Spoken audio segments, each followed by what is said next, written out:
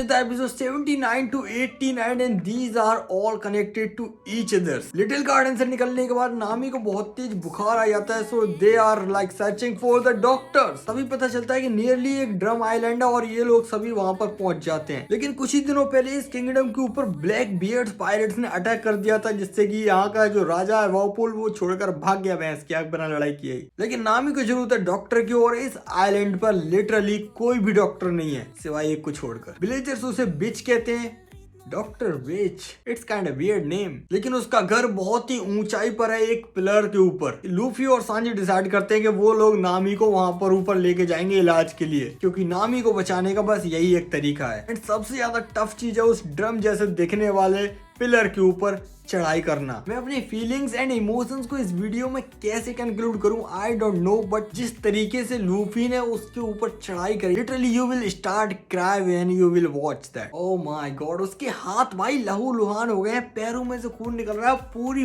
Body के ऊपर चोट ही चोट के निशान लगे हुए हैं। एंड स्टिल भाई वो नामी को अपनी पीठ पर बांधे हुए एंड सांजी को भाई अपने दांतों की तरह दबा के ऊपर चढ़ रहा है। भाई हम लोग सोच रहे होंगे कि सांजी इंजर्ड कैसे हो गया, बीच में एवलांचेस आ गया था, उसकी वजह से सांजी इंजर्ड हो जाता है। जैसे तैसे करके लूफी उस प्लेयर के ऊपर चढ़ाई करता है एंड फाइनली वहां तक पहुंच जाता है। लेकिन प्रॉब्लम अभी खत्म नहीं होने वाली है। डॉक्टर इनका इलाज तो कर देती है और ये लोग ठीक भी होने लगते हैं। लेकिन तभी जो पुराना किंगडम का राजा है वपूल वापस लौट के आ जाता है किंगडम पर राज करने के लिए। एंड फिर हमें देखने को मिलती है बहुत ही शानदार फाइट, लूफी वर्सेस वपूल। ऑब्वियसली इसने अभी एक डेविल फ्रूट खाया हुआ है, मंच मंच डेविल फ्रूट। इसकी वजह से ये किसी भी चीज को खा सकता है एंड उसे अपनी बॉडी के थ्रू यूज भी कर सकता है। फॉर एग्जाम्पल अगर इसने तोप को निकल लिया तो इसके बॉडी में से कहीं से भी एक तोप बाहर निकल सकती है। Holy shit bro, what kind of this powers. And इस टीन के डिब्बे के दो खास चमचे भी हैं, कुरोमारिमो एंड चेस, खेलने वाला चेस। लेकिन इनकी टेंशन लेने की जरूरत नहीं है क्योंकि इनको तो एक डियर ही हैंडल कर सकता है। Because the little deer eaten